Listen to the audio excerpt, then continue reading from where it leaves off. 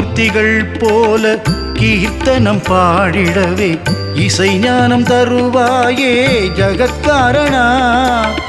ஆழ்வார்கள் போல உன்மேல் பாசுரங்கள் பாடவே கவிஞானம் தருவாயே பரிபூரணா.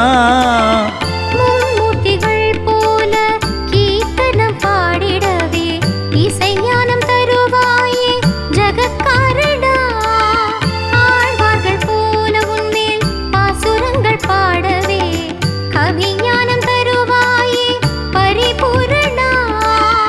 இசை ஞானம் தருவாயே ஸ்ரீரங்கனே, கவிஞானம் தருவாயே கோவிந்தனே.